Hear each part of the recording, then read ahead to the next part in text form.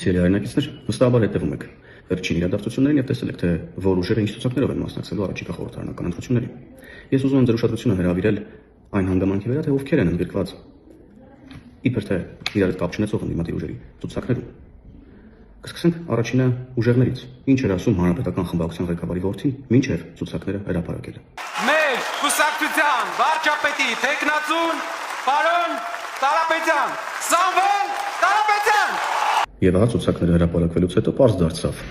որ այս երիտասարդը պարզապես խաբում էր, կամ կոպիտ ասած ուղղակի փորձում էր հիմարացնել բոլորին, որովհետև պարզից էլ պարզ է, որ 3 երկրի քաղաքացին որևէ կերպ չի կարող լինել ոչ պատգամավորի տեխնացու եւ ոչ էլ առավել եւս վարչապետի տեխնացու, եւ նրանց առաջին համարը հենց ինքն է, հանրապետական խմբակցության ղեկավարի որդի Նարեկը, ով ի դեպ ասում էր, որ նրանք որևէ կապ չունեն նախկին իշխանությունների հետ։ Պատկերացնում եք, հանրապետական խմբակցության ղեկավարի որդին ասում, որ իրանք կապ չունեն նախկին իշխանությունների հետ, եւ նրանց ցուցակում լինելու են միայն ու միայն նոր դեմքեր, նոր մարդիկ։ Եվ ահա նրանց երկրորդ համարը, տեսեք թե ով է։ Նախագահ Քոչարյանը 2 օր առաջ ուղերձով դիմելով իր թիմակիցներին, Հայաստան Դաշինքի համակիրներին, խոսում էր նրա մասին, որ ապելության խոսքը մեզ համար անընդունելի է։ Տեսակ չէ ինչ սիրով է խոսում Ռոբերտ Քոչարյանի մասին, պարոն Վարդևանյանը։ Եվ հիմա տեսեք թե ինչ սիրով է խոսում պարոն Վարդևանյանը լրիվ այլ մարդու մասին 5 տարի անց։ Պատիվ ունեմ ներկայացնելու Սամվել Կարապետյանի ուղերձ։ Քոչարյանի ցուցակից հանել են, բերել են դրել են իրենց երկրորդ համարը ու ասում են, որ մենք ընդհանրապես իրար հետ կապ չունենք։ Լավ, անցնենք Բարգավաճ Հայաստան կուսակցությանը։ Առաջին համարը Գագիկ Ծառուկյանն է, ով մենք հիշում ենք, թե քանի անգամ փակեց, բացեց իր քաղաքական գործունեության էջը ըստ նպատակահարմարության, ըստ դրսից եկած վերահանգների։ Քաղաքականության էջը իմ համար փակ է, ոչ։ Բացում եմ քաղաքական գործունեության փակված էջը։ Հիմա նայենք, թե ովքեր են Ծառուկյանի ցուցակում։ Անդրանիկ Թևանյանը Քոչարյանի ցուցակով ընտրված պատգամավոր, հետո Քոչարյանի դուստր կազմակերպությամբ ընտրված ավականու անդամ, Էլինար Վարդանյանը Քոչարյանի Հայաստան խմբակցությունից, անգամ պատիվ ունեմից մարդ կա, Մարտուն Գրիգորյանը, ով իր ձայները Գյումրիում վաճառեց Վարդանիկին։ Ուժեղ Հայաստան, դեպի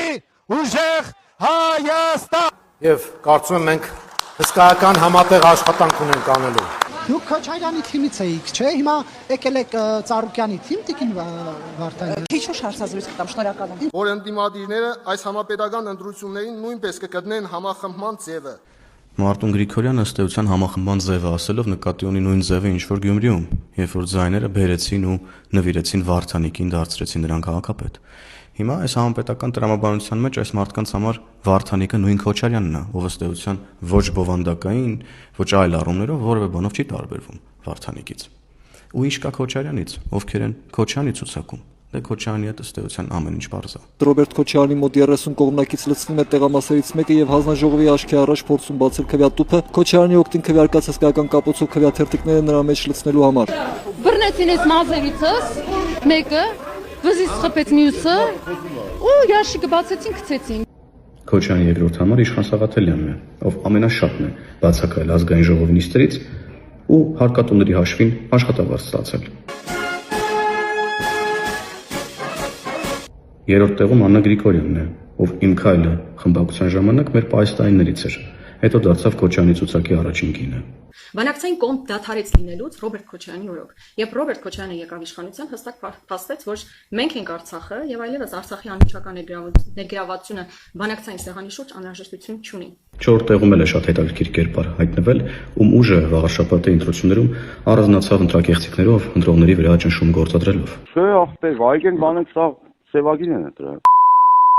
Նոր է զանգ։ Ես իրանց տունը խոսացել եմ, դե նվարտնա բաննա սա, այգնա, կնիգնա բան սա։ Ասում ենք Սևագին են կնդրել Գալստյանի խաթեր հենց։ Իսկ ինչ կա հանրապետականներից։ Ինչ են ասում հանրապետականները։ Որ անգամ չմասնակցելով, ավելի ճիշտ, ուղղակիորեն չմասնակցելով այս ընտրություններին, հանրապետականը քաղաքական զարգացումների կիզակետում շարունակելու է մնալ պայքարի առաջամարտիկներից մեկը։ Սերժ Սարգսյանն ասում է, որ ուղղակիորեն չեն մասնակցելու ընտրություններին, բայց աջակցելու են ընդդիմությանը։ Դե ոնց պարզ դարձավ վերջին վաղաշաբաթի դեպքերից հետո, երբ տասնյակ մարդիկ ձերբակալվեցին ընտրակաշառք բաժանելու համար։ Այսպես են հանրապետականները փորձելու աջակցել ընդդիմությանը։ որ մի խումբ անձինք նպատակադրվել են ընտրակաշարք բաժանել Արմավիրի մարզի Վաղարշապատ համայնքում տեղի ունեցած ավականու ընտրություններին իրենց օգտին քվեարկելու համար։ Հանցավոր մտադրությունն իրականացնելու նպատակով խմբի անդամները հավաքագրել են հիմնականում Հայաստանի Հանրապետական կուսակցության անդամների, ովքեր հանրության շրջանում ունեցել են լայն կապեր եւ բազմաթիվ ծանոթներ։ Արդյունքում 5 տասնյակից ավել անձանց խոստացել են 50,000 դրամի չափով ընտրակաշարք պայմանով, որ ընտրություններին քվեարկեն հայրենիք կուսակցության տեխնացուի օգտին։ Այս ամենի ծանոթանալուց հետո պարզ է դառնում, որ պորտալերով իրար հետ կապված քաղաքական ուժերն ու քաղաքական գործիչները փորձում են մեզ խաբել, թե իրար հետ կապ չունեն, բայց իրականում սրանք ոչ թե 3 տարբեր ցուցակի մարդիկ են, այլ մեկ ընդհանուր ցուցակի մարդիկ են, որոնք փորձում են կրկին գողանալ Հայաստանի Հանրապետության անկախությունը, ինքնիշխանությունը եւ խաղաղությունը։ Ուշադիր եղեք, սիրելի հայրենակիցներ, եւ լավ օր բոլորիդ։